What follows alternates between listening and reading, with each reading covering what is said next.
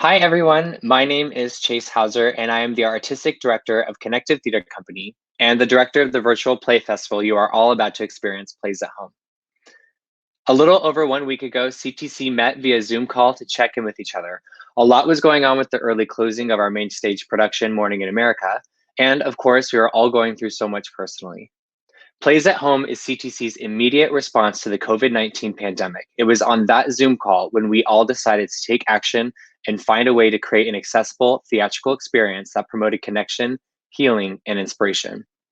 We got to work immediately, and over the course of 7 days, we received over 150 play submissions, all tackling countless themes and issues surrounding the coronavirus from different perspectives, angles, and attitudes.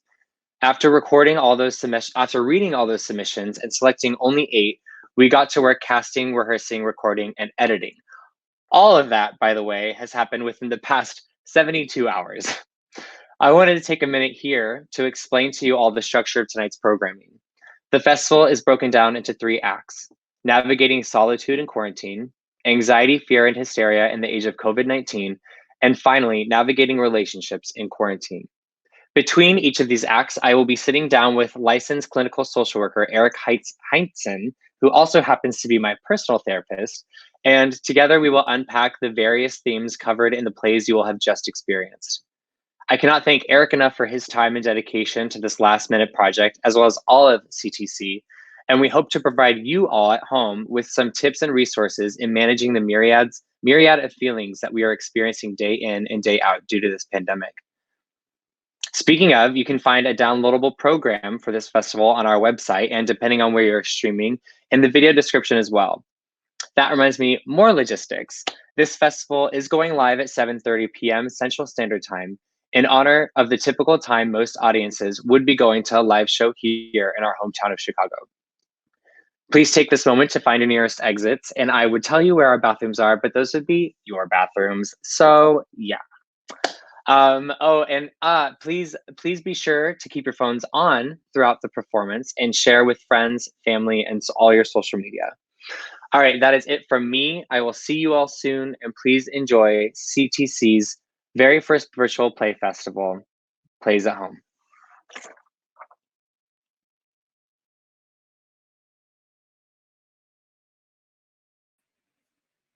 Bad Dreams, a play by Dunn. Act 1, Scene 1. Julia is lying on the couch and watching TV, a pillow clutched to her chest. She looks at her phone expectantly. Her roommate, Rose, comes in from outside and settles in at a table in the same room. Oh, man, Rose. I texted Nick Wiley asking if he wanted to hang out, and he hasn't texted me back yet. I'm dying. I'm sorry. Can I read you what I sent him? Sure. Okay, I said, hey, crazy hypothetical. If we were in a global pandemic and like the president had just declared it was a national emergency, would you want to hang out sometime? I thought it was clever, right? Yeah, okay, cool. I thought of it when I was walking to Family Dollar, and I wanted to send it before the moment passed, so.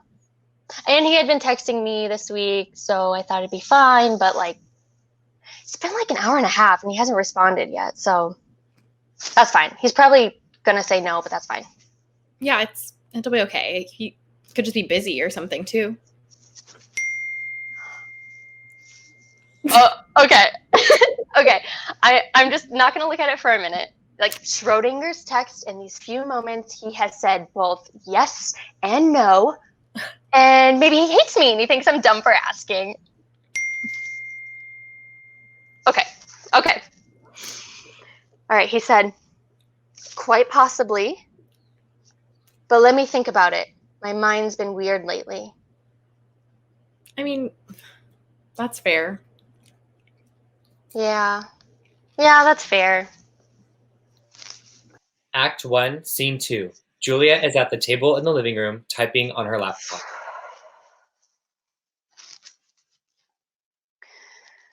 Thank you for your message. In terms of updates, we are continuing to prepare materials and We will let you know if we need any more information. For now, we don't need anything else from you. We will respond to you further as soon as possible.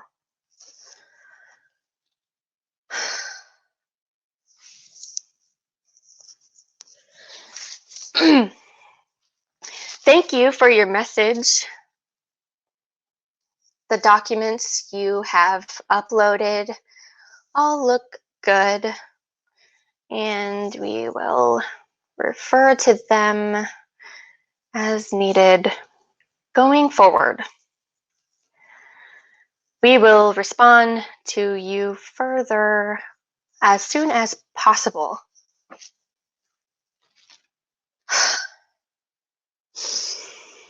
Thank you for your message. Please note that my soul is hurting.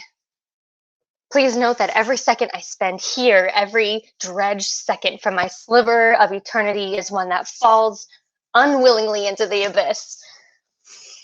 Please note that Nick Wiley does not like me, and he probably likes Olivia better, and he doesn't know that she's dating Chris, so the whole thing is kind of a wash. Please note that I need a new job, and my work is not stimulating or fun or challenging. And please note that I am aware that a job with those qualities, asking for that is bougie. But by God, we only have one life to live. We will respond to you further once I get a new job and once they find a replacement for me, which will probably be pretty much instantly. I think what I need to have are hobbies or a goal. Yeah, okay. I don't want my time in quarantine to be focused on me being into a guy who's not into me. So let's see. Oh, I could work on juggling 4 balls. Yeah, I mean, I can juggle 3 like pretty okay-ish, but you know, if I get better at it, it'll justify me talking about it so much. No, that's not enough. I am trying to use the head of a pin to stop a tsunami. I can't escape the horror of a 9-to-5 with a whimsical hobby. I need people. I need connections. And I don't understand why Nick Wiley isn't texting me. I want to know, how am I supposed to do great things without someone here? Without someone by my side? I don't understand the logistics of following one's dreams. You know, there's a sense of when you read the biographical Wikipedia pages of some famous authors and poets that they didn't need to make money for food or shelter, and they could just live on light and air instead. Like, they graduate college and they write a short story and they sell it for $50, and then, I mean, apparently it sustains them for the next 2 years until they write a new book. There are some who are professors, and T.S. Eliot was a banker, but I mean, most of the time, like, it seems like they're breatharians, having transcended the normal paradigms of day and job. I know that when I get on the right path that I'm supposed to be on, you know, when I'm following my bliss in life's purpose, there will be 100 invisible hands helping me along the way. And because of that, now I'm off the path. There are 100 invisible hands punching me in the stomach, just making sure I don't get too comfortable. And it makes me feel bad just all of the time. And I fall out of sync, and I can't figure out how to get back onto the right path. And I'm pacing now, and like, am I even supposed to be pacing? Is that what the universe wants me to do right now?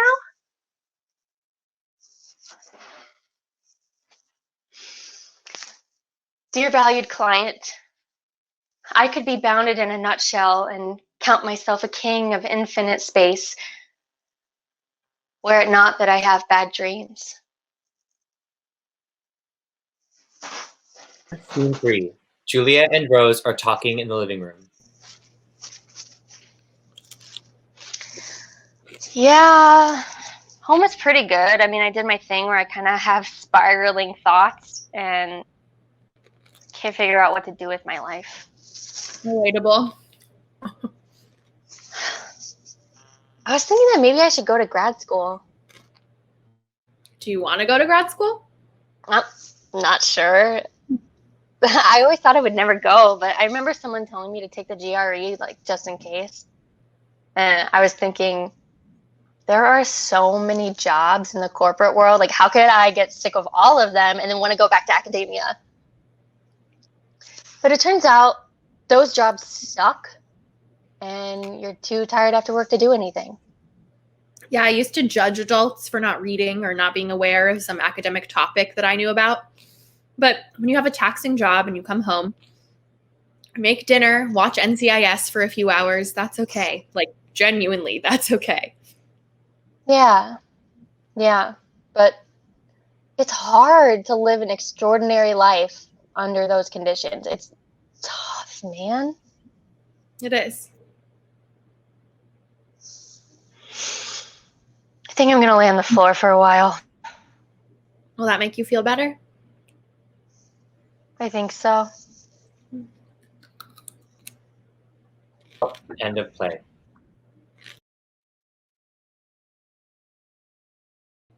It's time to play Coronavirus Crisis.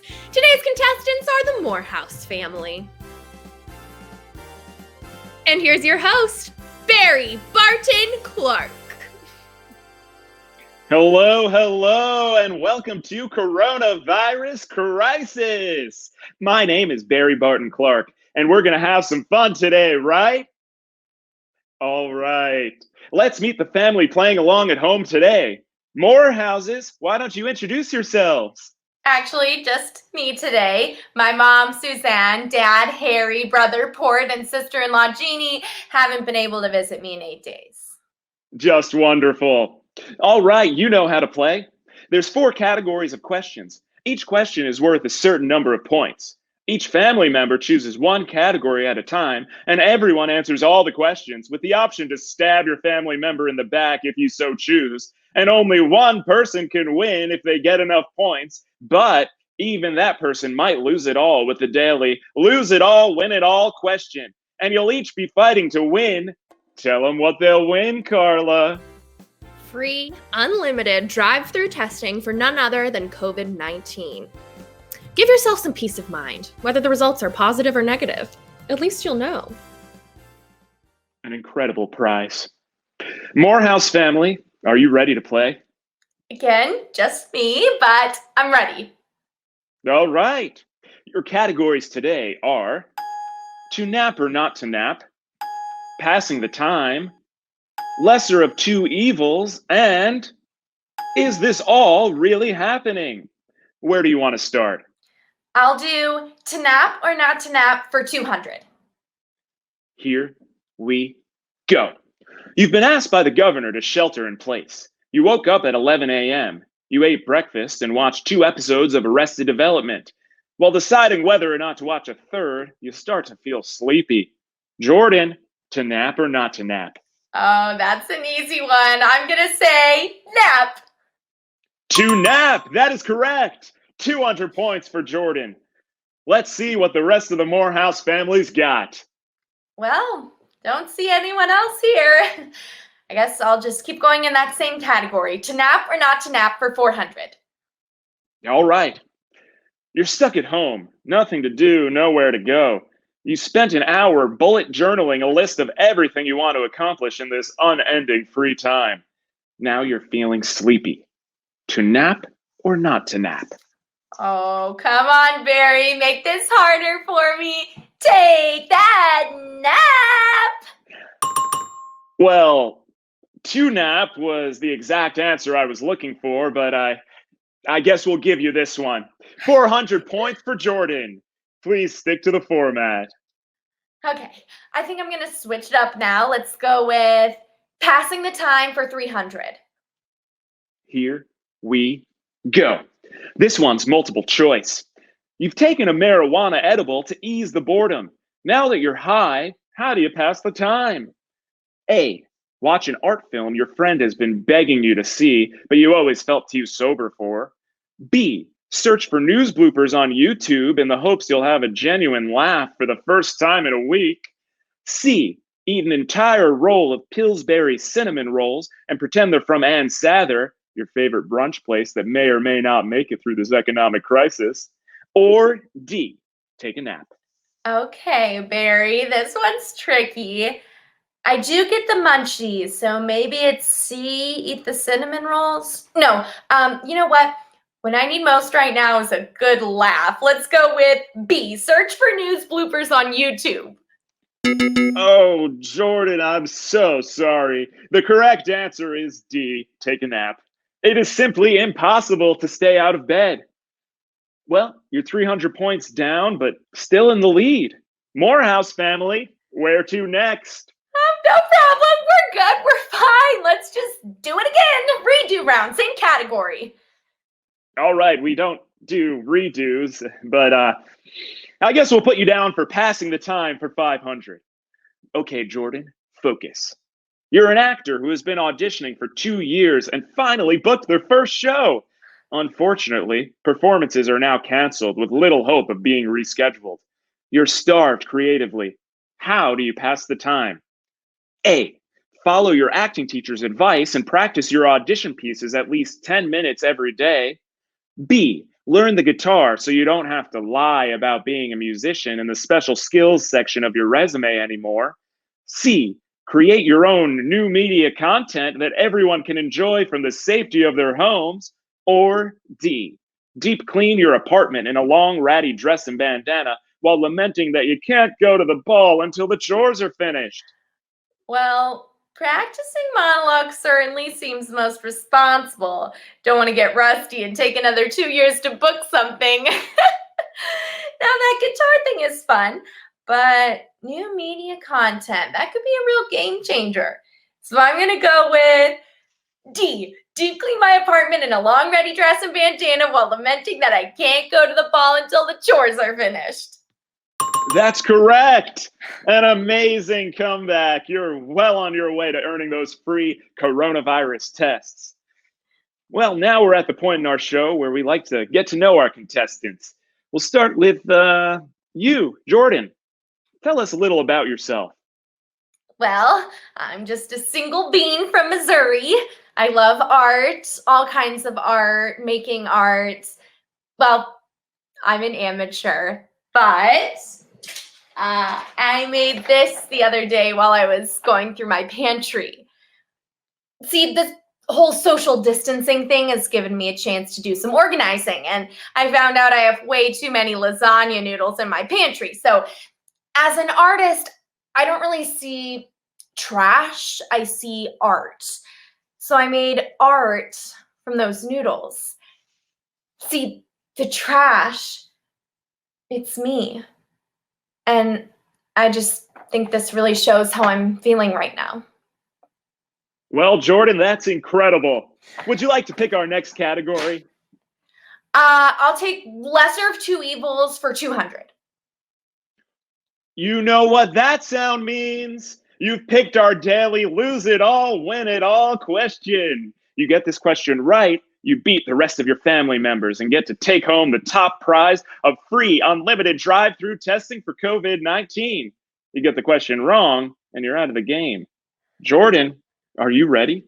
If I was any more ready, I'd be dead. Okay, here we go. Bars are closed. Bad news, you're a bartender. You've been laid off. Which is the lesser of two evils? A, taking a job at Target in order to afford rent. exposing yourself to thousands of potentially infected toilet paper hoarders, putting yourself and your loved ones at risk for catching the virus? Or B, staying at home to decrease the chance of exposure to you and your loved ones, but risk running out of money faster than you can say, wash those hands with soap and warm water? Okay, well, I'm young and pretty healthy aside from some occasional exercise-induced asthma. And who's exercising anymore, right? Okay, I think the odds of me catching it are pretty low, but the odds of me not being able to afford groceries is pretty high. The lesser of two evils is A, take the job at Target. Final answer? Just give me that red vest and call me Kristen Wiig.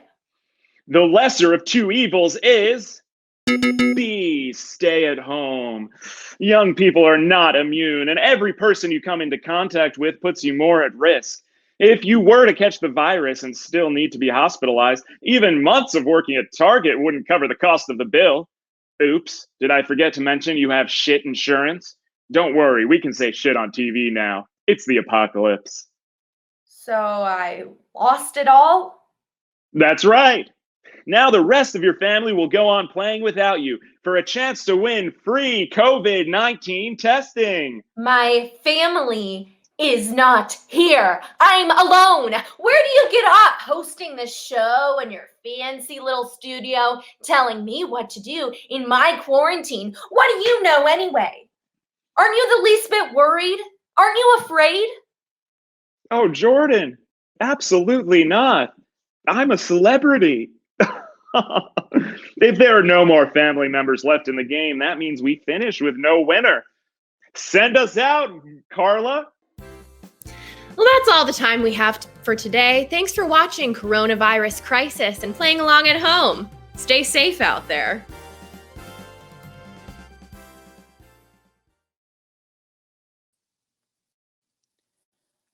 I don't need to make a list. Everything is canceled. No work, no pay, no paying job. I'm home doing laundry. I'm noticing the laundry. That is, I'm paying attention to the laundry in a new way. I'm in the moment. I'm in the laundry moment. I'm not trying to get over the laundry so I can get to my work. I'm not thinking of the laundry as one of the barriers to existence. The laundry is existence itself. Chop wood, carry water, the Zen Buddhists say. Do the laundry.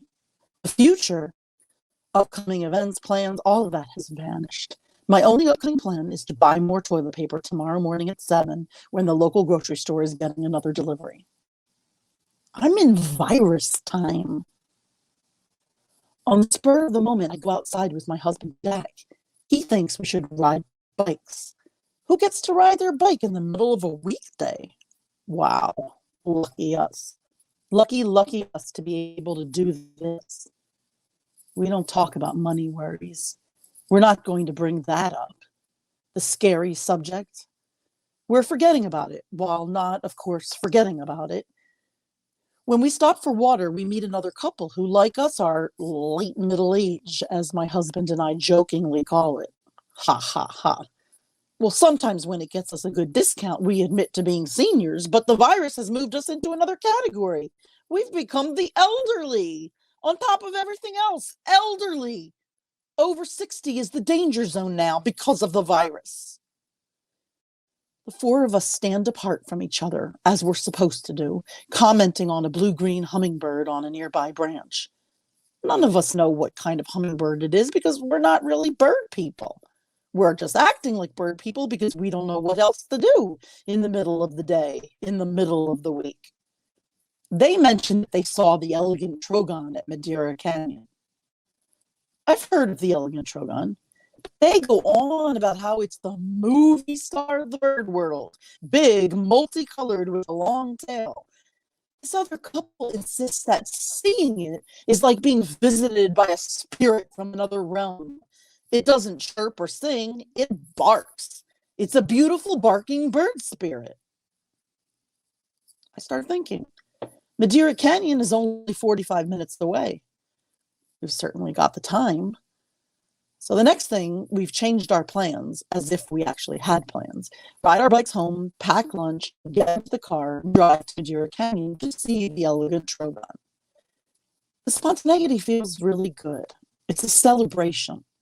We ought to stop for coffee and a cookie on the way, or even a donut. But there is no coffee. There are no cookies, no donuts. I forgot everything is closed. Ordinary life is closed. Still, Madeira Canyon is a beautiful place. Temperature in the high 60s, slight breeze, clouds flying across the blue sky, lots and lots of birds zooming around the bird feeders outside the gift shop. Huge wild turkeys have staked out their territory in the grounds below the feeders. The benches in front of the feeders are packed with people like us, the new elderly, the over 60s escaping the feeling of danger which has suddenly come for us. But we're not in the pandemic here. We're all on a midweek bird watching holiday, sitting on ordinary green benches with our binoculars trained on a confetti of colored birds who are swooping in so close to us. We who are together side by side, when we're not supposed to be side by side, talking about birds. The ones we can see, the handful we can identify, and the one we haven't seen. And I start to feel like I have to see it. I have to. It's the source of all fulfillment, all happiness that I'm ever going to have in my life. It's going to get me through this strange time. It's going to save me. Jack has a stunned look, a displaced look on. There's a short, round woman in a white floppy hat who starts speaking to me, although I haven't even made eye contact with her. That's a broadbill. I love broadbills. They're my favorite. You see, the blue-green bird with the red beak? I look, but you know I'm not here to see broadbills. Have you seen it? I ask her. It, she says, lifting one of the flaps on her hat. Doesn't she know that it can only mean one thing? The elegant Trogon, I say. Oh, yes, she says. It was here 4 days ago. 4 days ago. 4 days ago was a universe ago.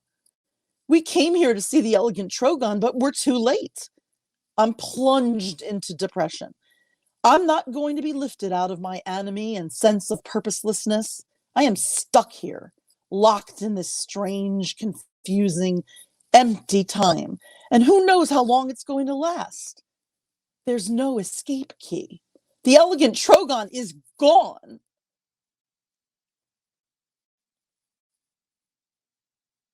The woman in the white floppy hat who knows her birds says, but don't worry, it'll be back.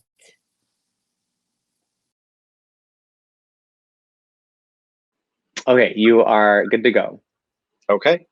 Hi, my name is Eric Heinzen. I'm a licensed clinical social worker here in Chicago, and I'm very happy to be a part of this project and hope that whatever information I can share, you guys find beneficial. Awesome. Thank you so much. I'm so excited. Thank you seriously for taking the time to unpack some of the themes that we're seeing in the shows tonight. Sure. The first question I have for you after the first batch, it was sort of all those plays had to deal with navigating solitude and quarantine. And the first question I had for you was, you know, with those themes of aloneness and existentialism and self-criticism and doubt, for those of us who are feeling those overwhelmingly like isolated feelings and like in the time that we're quarantined away from others, what would you say are sort of the best ways for us to work through those feelings? Yeah, I mean, I think it's first important to acknowledge that we are not meant to be isolated like this. You know, humans, we're social, and, you know, just so this is a very unusual step that we're taking to be so kind of disconnected and isolated. So just, I think first to just acknowledge like this is different and this is very unusual and not what we're used to. And just to be able to acknowledge that is important, you know, to give ourselves that space of that this is a different sense of normal. the things that I'm going to talk about are probably things that everyone's heard. The most important things are to somehow stay connected, whatever that might look like. Then the reason why that's important is because the more that we can share our feelings, the more like that will help us be able to deal with this isolation. Of course, things like being online, connecting with people, talking with people. If you have people that you're able to be quarantined with, spending time with that. We'll talk later about the struggles that can come with that. But the important part is to really stay connected on that as much as we can. The other thing would be when in isolation, we're spending a lot of time in our heads. I think we're, kind of out of our normal routine. And so it's important to create a routine, but a routine that has variety, a routine that maybe mimics a bit of what you're normally used to doing is really helpful, as well as, the idea that this might give you an opportunity to do things that you've been wanting to do. And that's great. And some people are going to really connect to that and like, yeah, I'm going to tackle that closet, or I'm going to tackle that project. It's good to have those goals, but it's also important that we acknowledge we may not get to everything that we wanted to. And that's okay too. Again, to have a bit of grace with ourselves, that we're not beating ourselves up for, I said I was going to do that and I didn't, and going down a shame spiral. It's important to both have structure, but also be okay that we may not be able to follow that structure. But if we do fall out of our structure or don't do what we want to do, that we don't give up and we continue to, the next day is going to be, I am going to do this, I'm going to be different today, or I'm going to be productive as I can today, but also be okay when the days that we're not so productive. The other things are just to stay healthy, eat well, sleep well. Again, try to stay in a routine as much as possible, and don't overdo things. It's easy to have a little bit too much wine, or now that we have legal marijuana, people want to kind of go to those things, and those are really good help, but those can be really good coping mechanisms for some people. But sometimes we overdo them, and just to be able to catch yourself when you're doing something too much. Those can also increase feelings of loneliness, feelings of depression, feelings of anxiety. So just being careful that we're not overtaxing our system by adding more that we need to it. Yeah, and that's a kind of like a delicate balance of like noticing what's helping, what's not helping, while also being extremely forgiving on ourselves in this time too, in like a shame-free way. So another thing too is like, I know that we talked about like personally what, some things that I've been working with is like giving myself more structure, like you said, and not wearing my pajamas all day, meditating, things like that. So I was wondering if you could share just sort of some of your personal best practices, just to kind of like hear a little bit more about like what you're doing personally. Sure. Yeah, I mean, some of the things that I do, I have maintained as much of a structure as I can. I have the ability to still do my job, which I'm very grateful for on many levels. It's helpful for me to keep a structure. I'm very glad that I can, help my clients through this. So I go to the office every day, and I still have my, work from home thing. So that's been helpful to still have that part of my life is still normal, and I appreciate that. But I love to cook. I've also been eating more. I don't know if it's stress eating. I'm trying to just decide if it is, but there's a little bit of that. But I do like to cook. Going for walks as much as I can, getting some fresh air, getting some sun, connecting to nature in the way that I can. I love watching nature documentaries on Netflix or Amazon Prime. And I know that might feel disconnected from it, but for me, I can really get lost in it. And just whether it's like just nature, or it's animals behaving and watching that, like that really connects me. That I know we'll talk a little bit about that as well a little bit later. And I also like to do some like meditative and sound healing. There's certain sounds or certain music that really helps me level out and feel more connected to myself, and also lowers my anxiety. I put a couple of links that's available, I think, on the website if people want to check out those as well. Yeah, thank you so much. It's so interesting. I hadn't even thought of like connecting to nature through, I mean, everyone's streaming everything. Everyone's very like content hungry. So I think that's like such a good point. Like there is a way to connect in the ways that we can out, Absolutely. through that. So that's great. Another thing, you know, is we kind of talk about is anxiety around age and, you know, a lot of the demographics that the coronavirus is directly affecting. Is there anything that you could sort of offer to our older viewers or even younger viewers that have, you know, in relationship with older people, anything that you could offer to kind of help with that sort of anxiety about age and coronavirus? Yeah, I mean, certainly each population is experiencing things a little differently. Certainly the older population is being hit harder and there's more risk for them. So that's, you know, creating, of course, a little bit more anxiety for them. There's not anything super special that I would necessarily say to an older individual other than what I've said, the same kind of things. But what I would acknowledge is that because we're depending so much, we need to isolate. So we're depending so much on technology to keep ourselves connected, or, you know, virtual doctor visits, virtual therapy.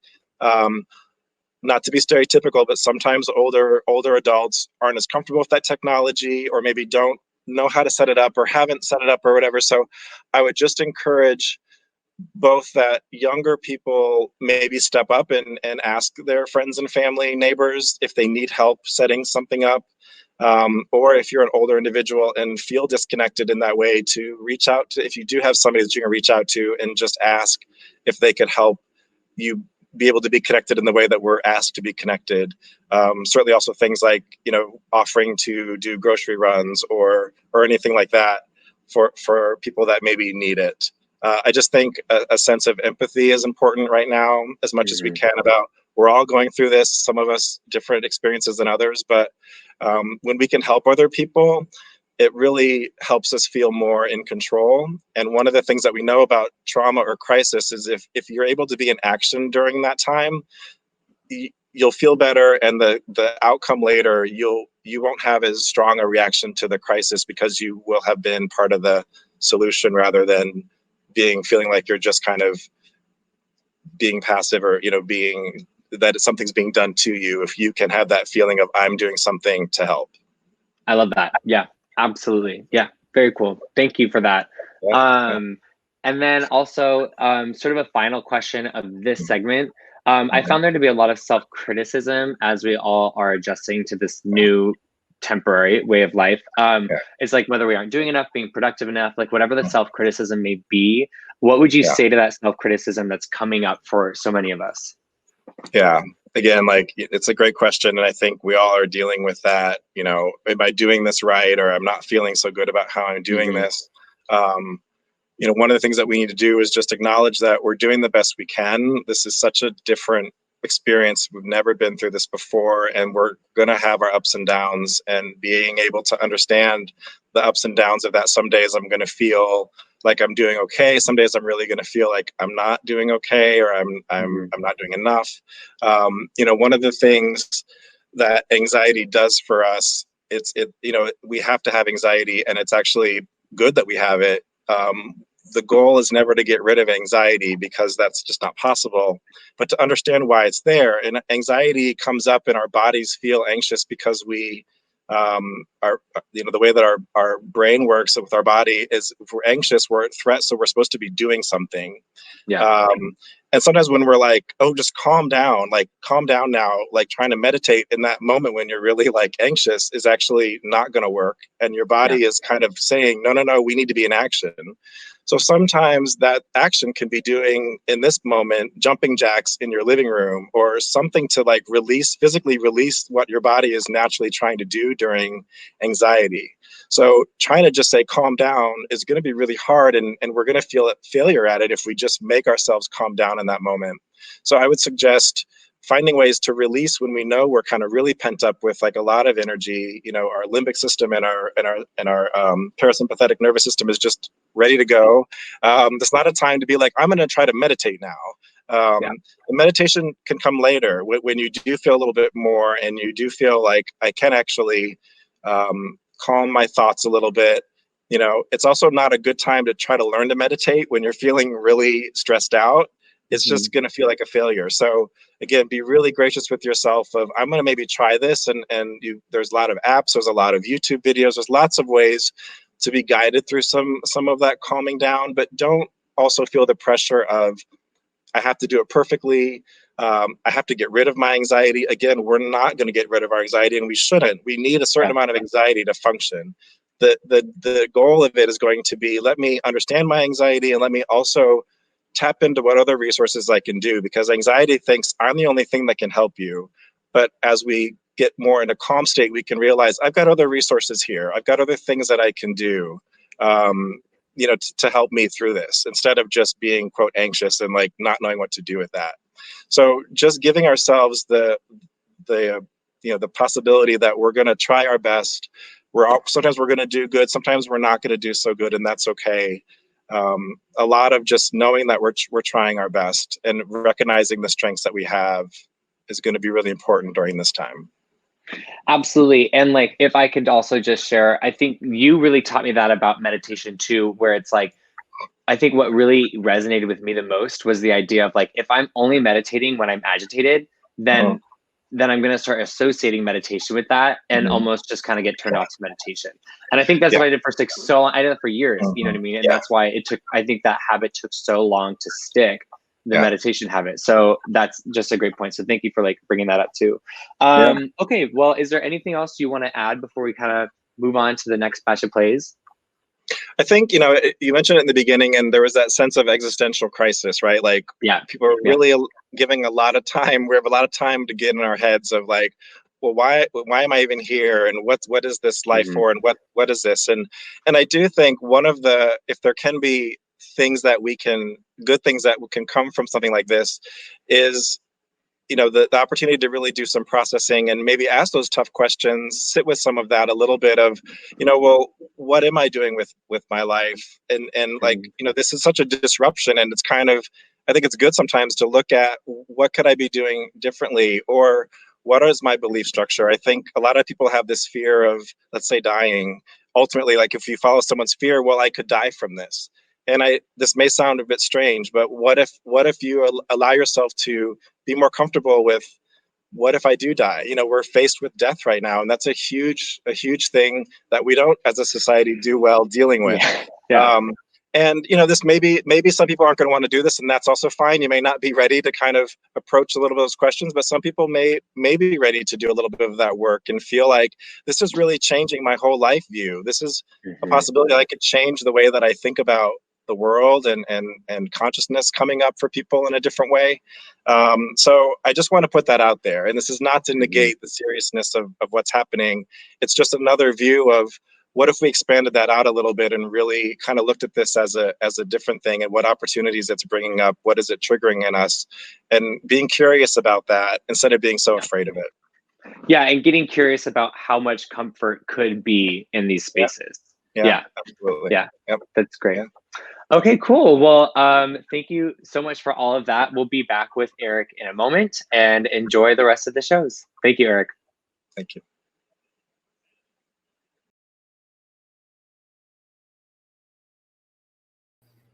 Clown by Mary Athena.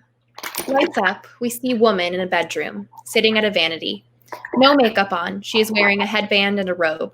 She is looking into the mirror, which is the audience. In the background is CNN's hyperbolic reporting on the crisis. Woman does not react to the news report throughout the entire scene. At the bottom of the screen, the audience can see a line of cosmetic products, numerous but organized. Woman begins to apply her makeup. The routine is like a pre-battle ceremony. So far today, it's been, Sanjay, the deadliest day in the United States so far. So far, just today, 237 deaths here in the United States. And by our count, the United States has now surpassed Italy in deaths. The U.S. now has almost 81,000 coronavirus deaths. You see, excuse me, not deaths, cases, I should say. Right. These are cases worldwide. 80,837 cases of coronavirus here in the United States compared to Italy, 80,589. China still slightly ahead with 81,782 cases, but the U.S. is expected to surpass China fairly soon. The president, on the other hand, he was once again pretty upbeat. He says, hopefully this won't be a problem too much longer. We're making a lot of progress. We will vanquish this virus. Once again, he's trying to give hope to the American people at a time when these numbers of these confirmed cases and deaths here in the United States continue to explode. Yeah, it's Woman very hard to swallows look a at those prescription numbers and pill. say, hey, look, we're heading in the right Closes her direction, eyes, takes a that deep we can breath, see the light at the end of the tunnel. seemingly This meditating. will end. Then opens her eyes and forces a smile. A Pan Am smile. Blackout. Scene 2. Lights up on an empty chair. There is a sheet or curtain or plastic tarp draped behind and under the chair. Woman enters in full makeup, dress, and plastic gloves. She sits down tentatively in the chair. She looks at someone off camera and smiles awkwardly. Man is off camera. We only hear his voice. He sounds overly friendly. Hi there. Thanks for being here. Thanks again for the opportunity. Of course. After the crisis, I lost my job, a lot of people, and it's been really hard to find work. I'll bet. It's crazy out there. It is. So I really appreciate the opportunity. I said that already. Sorry, I'm kind of nervous. Nothing to be nervous about. So as it says on my resume, I have a theater background. Is there any particular way you'd like me to approach this? The main thing, don't overthink it. The more unrehearsed and natural it comes across, the more our viewers enjoy it. Okay. I also have improv training. Great. So, should we just jump in? Right, well, tell me when you're ready, and we'll begin. Okay, ready. And don't forget to smile, honey.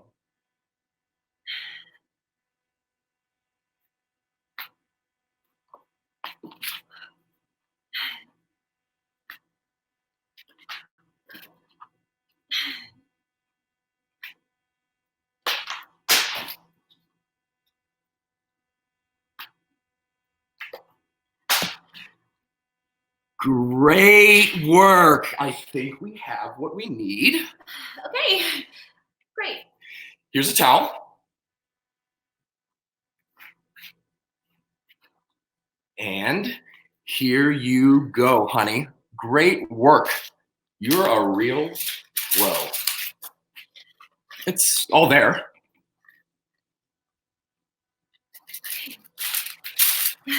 Thanks again for the opportunity. Lights out. End of play.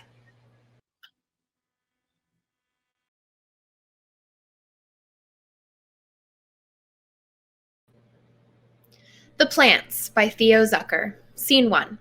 Silence. A dark kitchen, illuminated only by light from doorway upstage left. Night sounds waft in. Stillness. A scream comes from offstage right. The noises of painting. Hannah scrambles out of the lit room offstage left. Nico! What happened? Nico walks like a wounded creature towards Hannah and meets her outside the illuminated doorway. He is holding his forearm, which he extends into the light. We can see, silhouetted in front of the doorway, a small plant sprouting smoothly from his flesh. Oh my god, what the fuck? Already? They said it wasn't here yet. Oh, it kind of hurts. Oh my god. She takes his forearm in her hands and examines it. Once or twice, he winces. Sorry. Oh, Nico, this is fucked. God, I know. Sorry, I know that's not helpful, but what the actual shit? I know. You have to go to the doctor. Oh, no, they don't have room for me right now. There's a tree in your arm. They won't believe me. It is growing out of your arm. It's just a little plant. You need way more to get in right now. I'll be fine. Hannah walks into the darkness upstage and rattles through a drawer. She returns holding scissors. Still. Absolutely fucking not. Look, what are you? You can't just cut I them. can't. They said you're not supposed to. What are we supposed to do? She grabs his wrist and quickly snips through the stem of the plant. It falls to the ground, leaving only a short shoot sticking up from his arm. Nico shrieks as though she cut off his face. I'm sorry. Oh my god. I didn't know it was gonna hurt. God damn it. He sinks to the floor, cradling his arm. Hannah stands over him, still holding the scissors. What do we do? I don't know. I guess I'll go back to bed. Do you want some Advil? No, that's okay. I'll sleep it off. Oh. Okay.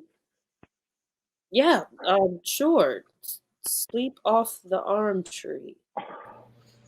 Nico turns and limps off stage right. Hannah crouches and picks up the severed top of the plant, holding it so it is once more silhouetted against the light. Then she sets it down along with the scissors and exits to her room. A moment later, her light clicks off, and silence returns. Scene 2, 2 weeks later. Lights up on the modest apartment kitchen. The noises of a city road can be heard through the window over the sink, punctuated by an occasional shout or bang. Nico enters from stage right and sits at the table, scrolling through his phone. The growths have worsened. Now both his arms are covered with foliage, and green shoots can be seen poking over his shirt collar. Shortly after, Hannah enters from her room. She, too, has begun to sprout plants. Her hairline is sprinkled with ivy and trails over her head like dyed streaks of hair. Her neck and shoulders are covered with thick emerald leaves.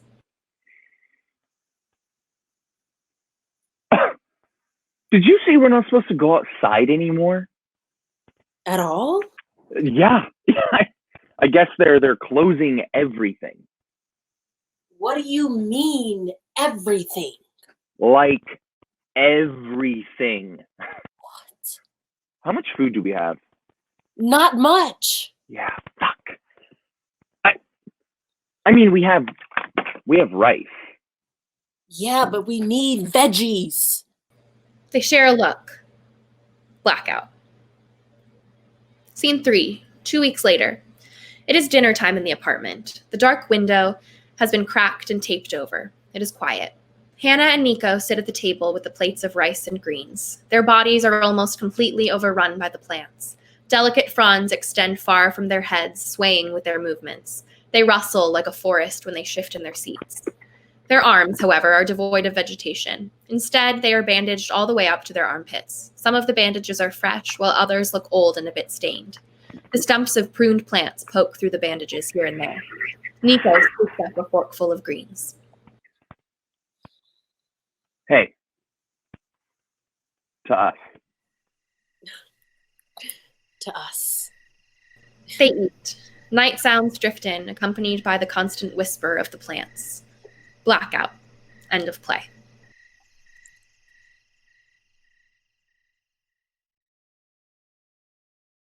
Okay. Hi, everyone. We're back with Eric. Eric, these two pieces to me really hit some of the more violent anxiety around coronavirus and the very real fears and hysteria that we can find ourselves like drifting in and out of day to day. I was hoping to hear about some coping mechanisms that could help in times of that sort of overwhelming anxiety. And maybe if you could add anything to sort of speak on the economic anxiety that those who have lost their jobs might be feeling at this time as well. Yeah, I think certainly this is one of the ones that after the health part, people are really worried about the economy, their personal economy, their finances. So, there's just a lot of changes that are happening and a lot of people are hurting in that way. And there is a certain sense of things are going to be different from what they were before, that life is going to be a lot different after this. And it's just important sometimes to acknowledge that so that we don't think as soon as this is over, we're going to go right back to where we were. Accepting that is going to help in helping us be there a little quicker. The main thing I think to do on this is to focus on your strengths and resiliencies that you have around money. I would imagine that a lot of people have in their life had insecurity around money or had times where they were struggling, and that you somehow made it through. It wasn't maybe necessarily easy. There was some hardship to it, but you figured it out. And being able to call on that part of us, like that strong part, that resilient part that does know what to do, and not to spend too much time future casting into what's going to happen a couple months from now or whatever. Right. What we can do is focus on the right now. Here's what I can do to kind of mitigate what I can, or to save money here, or to make money here. We also don't like to talk about our insecurities around money and our feelings around it, but I would encourage people to do that, because a lot of times there can be some resource sharing that comes from that. I mean, number one, we get some support in that, but we also, someone might have an idea of, a job, or maybe that they've heard of a resource that you didn't hear of. There's a lot of things out there, that if you do some research, I don't have the knowledge on top of my head, but like in terms of like unemployment benefits or rent benefits, or how things are handled right now with rent and mortgages. So being able to connect with each other on that way will be really important during this time. Brilliant. Yeah, that makes a lot of sense. Another difficulty that a lot of us are facing right now, that we've seen in the play too, is having to stay inside all the time. There's a certain anxiety, I think, that comes from us not being able to connect with nature in a physical way. So could you please talk a little bit about the benefits of houseplants or other natural elements in the home, as well as the importance of fresh air, even if it's just for like 5 minutes? Sure. Yeah. I mean, this, and you can probably see behind me, my office and my home are filled with plants. And I have that. I love that for many reasons. I love having living things around me. I love taking care of them. And I love what they give back, which is, they purify the air. They're just calming for me. I know a lot of people, when they walk into my spaces, really feel that. Hopefully that maybe you have a space that has some house plants, and just to recognize you have nature in your space. Definitely going outside, going for walks, seeing spring happening,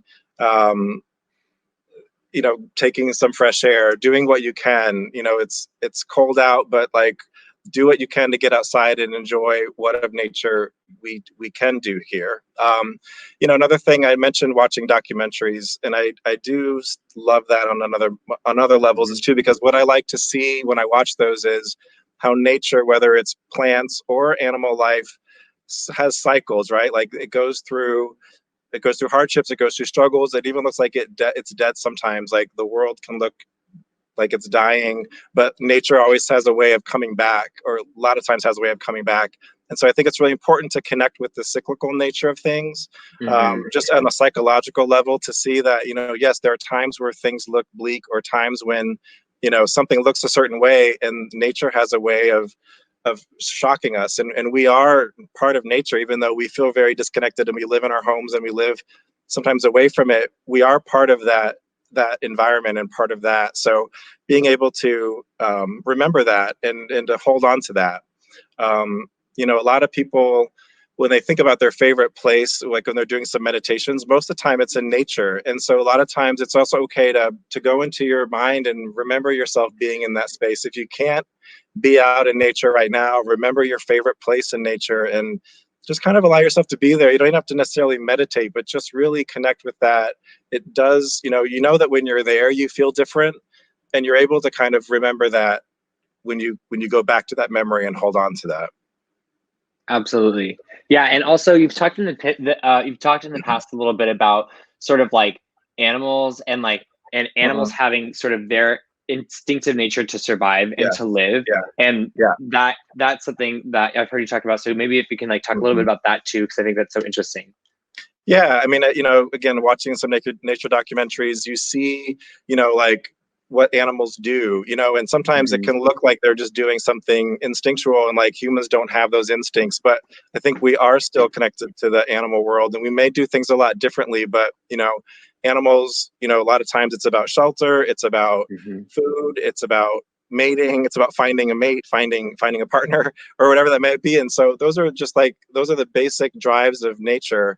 They're also sometimes the basic drives of us. And to be able to just recognize, like, animals get really resourceful when it comes to food or shelter. And we also have that part in us that can get really creative about that. And sometimes just watching how nature does things inspires us. We don't have to do it the same way. It'll be different. I'm not going to go gather pollen for food, for honey, but like there's other things, like just watching that might just really inspire me to do something different about that, so it's important to just remember that there's a cyclical nature to things, like I was saying, and that there's some knowledge somewhere in us about that. We're animals too. And so just being able to be inspired by the animal kingdom and the natural world is really important to connect to again at this time. I love that. It's empowering even just to hear you talk about it. So I'm literally gonna go on my Disney Plus. I'm gonna find a Disney documentary because I love the nature documentaries. Yeah, Disney has the good ones. I mean, Netflix, you know, if you have Netflix, like the BBC series Planet Earths and all those kind of things are really great. You know, most streaming services have some access to them, and there's such beautiful photography too. Sometimes it's just nice to just get lost in it. Absolutely, yeah. Sometimes awesome. I'll give a hint. Sometimes we turn off like the narration because the narration can be a little like intense, and even the music. That sometimes like you can play it with different music if you want to try that. Like I love that. Put on some soothing music, but watch the same thing because sometimes it can get really riled up with like hearing a narrator get like super excited about it. Absolutely. That's awesome. Yeah. That's an awesome idea. So cool. Is there anything else you wanted to add to this sort of section? No, I think that's it. Awesome. Yeah. Okay, cool. Thank you. And we will see you all in a little bit.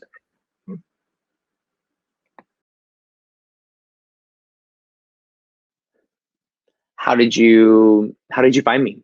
Oh no, J-Date, Bumble, Match, one of those. It's like that book, Love in the Time of Cholera. Except it's love in the time of Corona.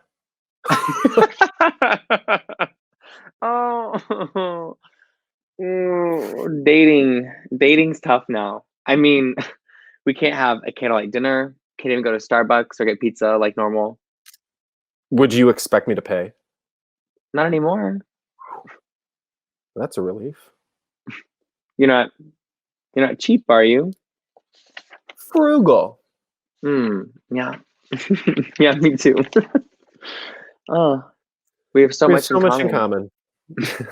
It used to be that all the boxes had to be checked. You had to be perfect. These days, it's the little things. You just might be the one. Beggars can't be choosers.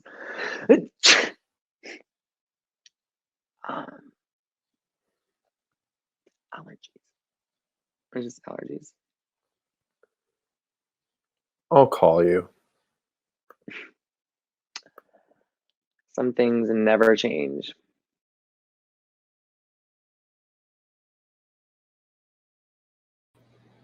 Quarantine the Fifth, a 10-minute Shakespeare plague play by Grace Ward. Act 1, Scene 1, 8 a.m. Henry and Catherine's bedroom. A couple of unpacked boxes clutter the otherwise fairly well-decorated space. There's a queen-sized bed with an expensive-looking bed frame and a well-curated selection of marriage portraits hanging on the walls. There's a plush carpet and a walk-in closet, and the bedding matches the curtains and the flowers on the bedside table. Catherine sits at the desk, typing on her laptop. She's in sweatpants and an oversized t-shirt. No bra. No need for a bra. Henry is still in bed. He snores. His snores are impressively loud. Catherine sings to herself in French. We hang in this moment for a long time. Catherine goes to adjust her messy bun. Her hair tie breaks. Oh, motherfucker! She checks her wrist for another hair tie. Nothing.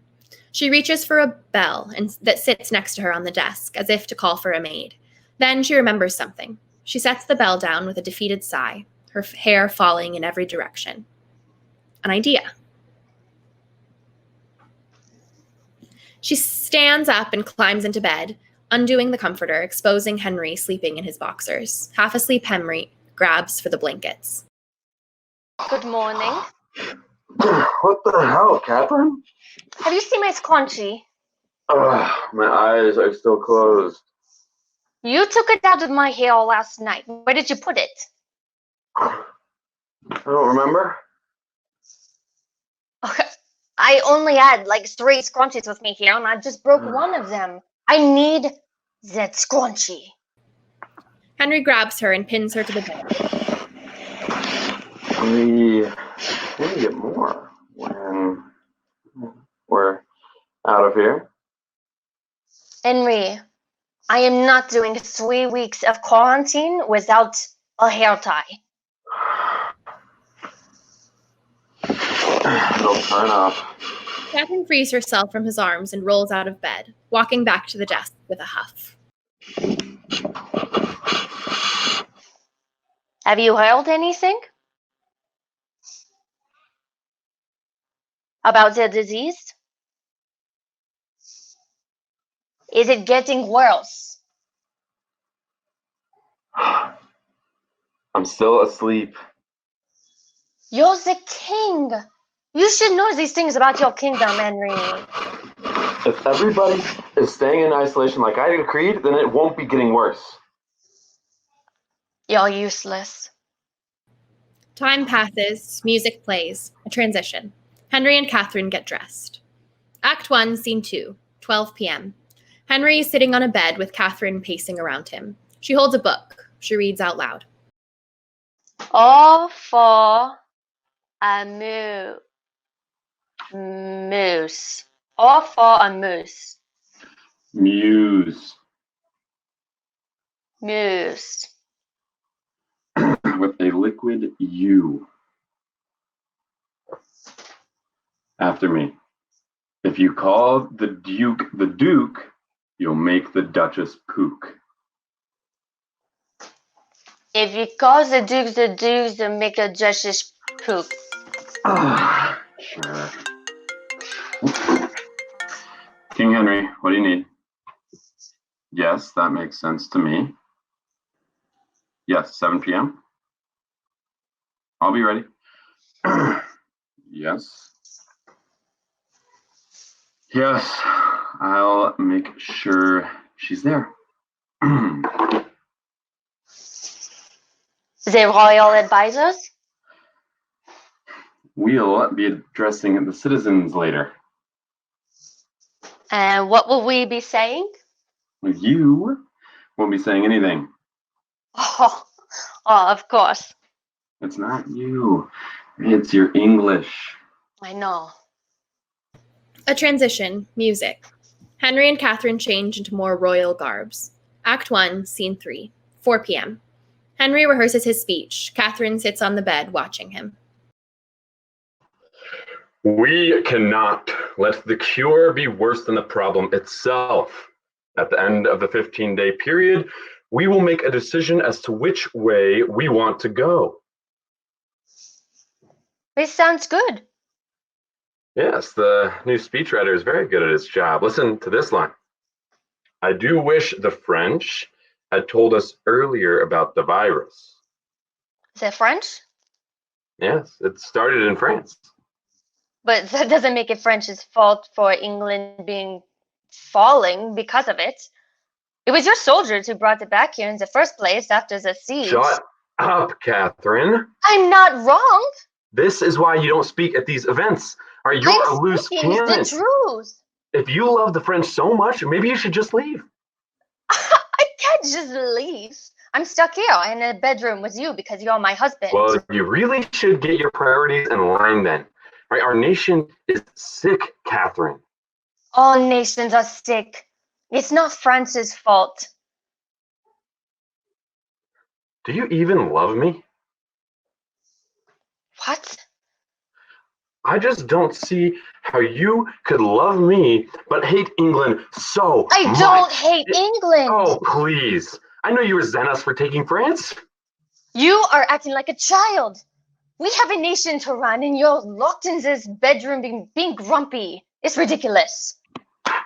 If you speak a single word while we're addressing the people, I swear to God, I Done to will death by slanderous tongue was the heroes that heal lies. What are you saying? It's Shakespeare.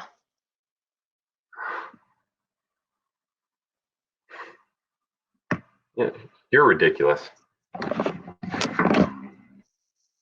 I don't know. All this tragedy, all this sickness, this wars, this abuse, this... You're going to be stuck with your new husband in a bedroom for 15 days because of global crisisness. It's all very Shakespearean. I don't know what we're supposed to do. I don't know what I'm supposed to say. Even if I did want to leave, where would I go? Henry sits down on the floor. She sits across from him, a good 6 feet away. They stare at each other. Henry cries. End of play.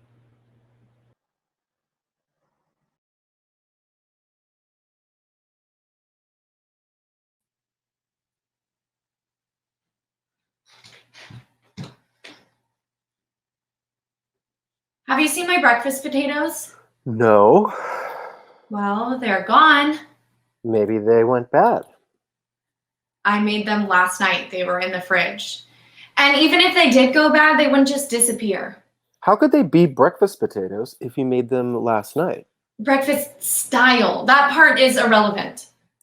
Seems strange. Did you check the garbage?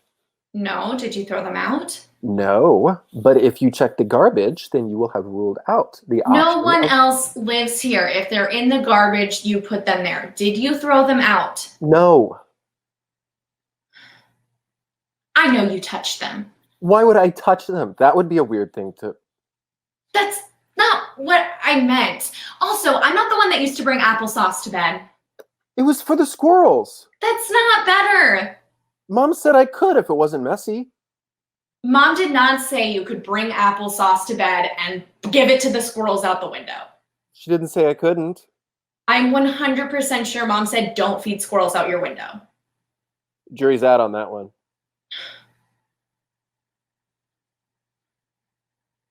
I wish Liv was here. I wish Liv were here. You know that's what I meant. I don't wish Liv were here. Shut up. You don't hate her. So you're just not going to talk to me? You told me to shut up. Why do you have to...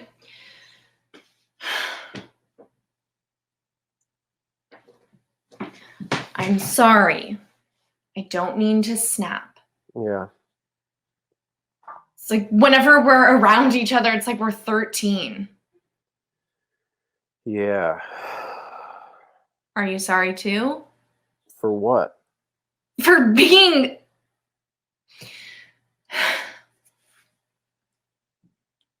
I wish Liv were here. Well, where is she? Sheboygan. Wow. What? It's a weird word. You never heard the word Sheboygan? I didn't say I'd never heard it. I just said it was weird. It's not. I really miss her. Then you should go to her. You know I can't right now. Oh, because you don't have a car? No, the other reason. Oh, because she doesn't love you. What? No, that's not... She might. Because I can't leave until... Ugh!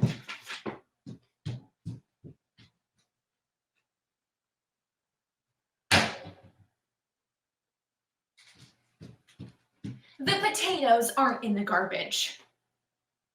And now that option's ruled out. Do you actually not know where they went?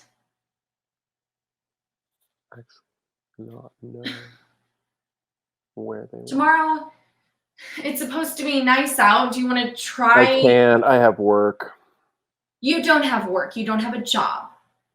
I mean... Wow, I cannot believe I am stuck here with you. Do you really want to be anywhere else right now? Sheboygan? What is wrong with Sheboygan? I never said anything was wrong with it. Olivia's parents are in Sheboygan. She grew up in Sheboygan. Sheboygan is the bratwurst capital of the world. Stop saying Sheboygan. It is the city of cheese, chairs, children, and churches. Why do you know that? I've been reading about it. Why? Olivia is in Sheboygan. Okay.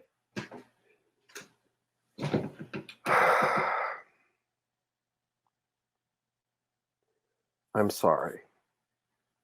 You really love her. No, What? I'm horny. Okay. Yeah. Sorry. I can't help you. Thank God. Do you want to play a game or something? Sure. Well, what do you want to play? Anything but pandemic. Okay. And not Mousetrap. Okay. Because I can't stand it when the machine doesn't work at the end. Me neither. Hey, how about Apocalypse? Lips spelled Lips. Basically, you and your character try to avoid kissing other characters, or they die, but it's hard because they're all very sexy. I don't think so. Checkers. Great.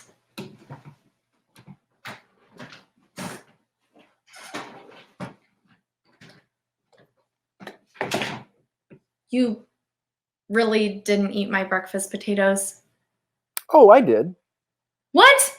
You said you didn't see them. I didn't. How could you eat them if you didn't see them? It was dark last night. My eyes were mostly closed. Also, I don't think you can call them breakfast potatoes if you made them at night.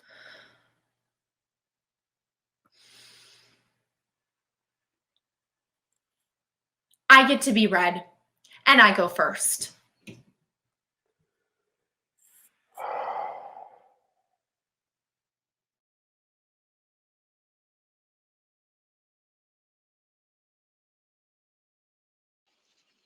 Okay, we are back. So we're at the end of our festival, but I wanted to unpack these final plays a little bit with Eric here. This last chunk of work covered a range of relational aspects with regards to quarantining. And I know there are a lot of people out there spending a lot of additional time with folks that they don't normally spend this kind of time with. So Eric, what's the importance of finding some alone time during quarantine? And what are some tips for like finding ways to sort of recharge our personal batteries? Yeah, great question. I think this question was the most interesting to me, and also the most challenging, because already relationships are rife with complications and things like that, and now we're adding in like another thing, right? Whether it's like it's your romantic relationship or a roommate or whatever, we're having to really navigate relationships differently. And one of the things, and I know I've kind of said this as a theme, but is to just acknowledge that this is a difficult situation. Like it might be that you have to just say to yourself or to your partner or roommate, whatever, obviously this is a different situation that we're used to. We're spending all this time together. We're going to get stressed. We're going to have some difficulty. I think another thing is to really understand that the other person is also going through their own stuff, right? Like they're also having their own anxieties and their own stressors. And, we may feel like, oh, why are you doing this to me? Why are you acting this way to me? I didn't do anything. But, they're also going through that too. So I think some empathy is important to have under that as well. One of the ways I think to help the situation is to be clear about what your needs are, for yourself, right? Like if you need some alone time, find ways to find that alone time, and don't expect the other person to just, oh, I think you need alone time. Let me find a way to give it to you. We're limited in maybe where we can go or what we can do. But even if it's like getting to another side of the house and saying like, I'm going to go over here because I just feel like I need to have some space. I might have headphones on. I'm not ignoring you, whatever that might be, but you taking some of the initiative of like, here's what I need and here's how I'm going to get my needs met. Other things are to take breaks from one another, like you mentioned, like finding some space. Again, like doing that however you can. Hopefully you can get out of the house, and I would suggest maybe sometimes doing that alone, might be like, oh, let's go for a walk. And that might be great. But let's say you want to go for a walk and they're busy doing something and you're getting frustrated, like, I wanted to go for a walk and you're still on your phone. Like, just be okay to say, I think I'm going to go by myself. And maybe you need to go by yourself. Maybe you put some headphones in, or maybe not. Maybe just go outside and be present with the sounds outside, smell the air, feel the temperature, even if it's not what you want, just get a different experience than being cooped up.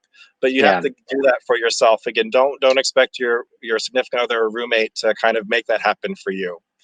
Another thing is that when we're in conflict, it's also okay to take a break and acknowledge that. And I know it might be hard to find space to take that break, but if you're really on each other, there's a lot of nitpicky or a lot of like just tension, it might be okay to say we need a timeout from each other, and let's like agree to like talk about this a little later or something. But you know, I know when we're cooped up, it can kind of feel like I can't get away from you, and I don't want to fight anymore.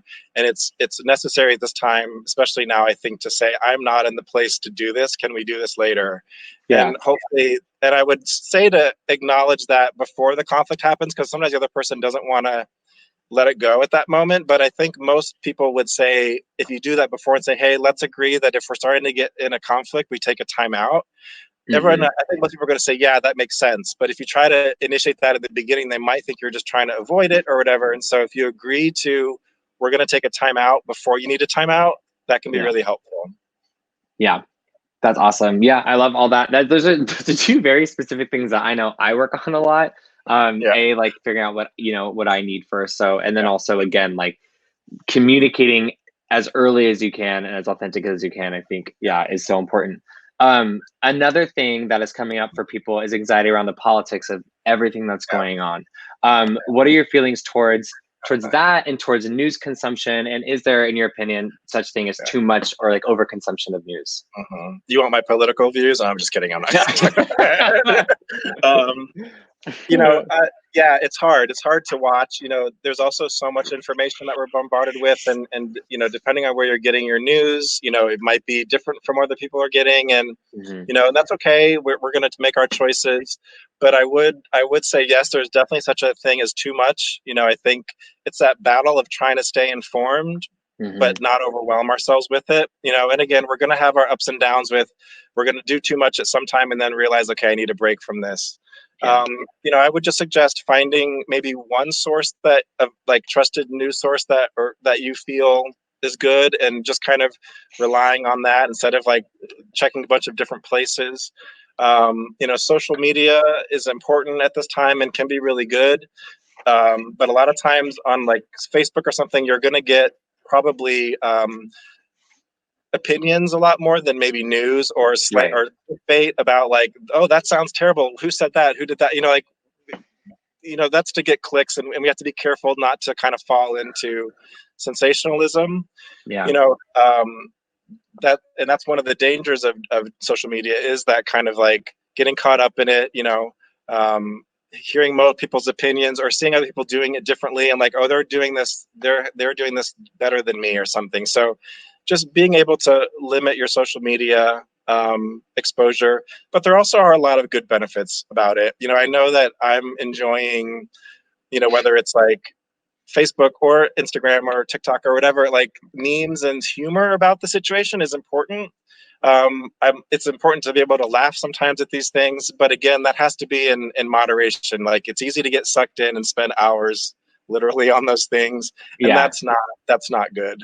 But you know, those are the means right now of our connection. So again, it's just finding this balance between how do I stay connected, whether it's through news or with other people, without overly relying on that and having our face in a screen all day. That's also stressful for us. And the main thing we want to do is lower our stress, because right now it's all about keeping healthy, and our immune system very much is attacked when we're under stress. So all of these things are ways, are what we've talked about is a lot of ways of coping. And I just want people to really kind of remember that we want to lower our stress however possible. And again, making ourselves do it and being frustrated that we can't is not going to help. So it's that idea of doing the bits that we can and being gracious to ourselves when we can't. And if there's one message I would want to give, is that, like, give yourself credit for all the things that you're doing the best you can. We all are.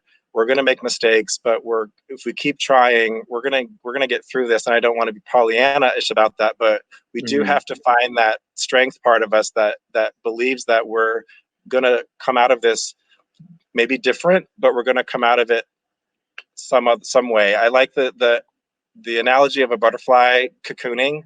In some ways, we can even think of that right now as like we're a caterpillar that's cocooning, and we're, you know, having to do that literally. And what beautiful thing might come out of this at the end? I just think it's important to hold on to that possibility as well. Absolutely. Yeah, it's beautifully put. Thank you. I love that. that's kind of the last question I had for you. Is there anything else that you wanted to add before we kind of sign off? No, just thank you so much for the opportunity to share what information I can have, and appreciate also you doing this festival. I think it's going to be great. I can't wait to see the plays. Thank you so much. Seriously, thank you for everything, your time, energy, all the research that you provided to for everyone is so helpful, and I think it's going to reach a lot of people and a lot of people who will benefit from it. So thank you. Thank you. All right. Thank you. All right. Have a good one. I'll see you soon. Bye. Bye. Okie dokie. Thank you to Eric again. I mean, it's such a joy to be able to have him. First of all, as a therapist, and second of all, it's been really cool. He really came on this last minute in the most powerful way, and I think it's really kind of bringing all this together for everyone. And also, lastly, I just wanted to thank you guys. Thank you guys for watching. Thank you guys for being here. If you enjoyed this production, please let your friends know. Like the video, comment below, comment some thoughts, and share it to your social media. All that stuff. Connected Theater Company will be in touch very soon. So until then, please stay safe, healthy, take care of yourselves, and take care of each other. Thank you and good night. Ooh.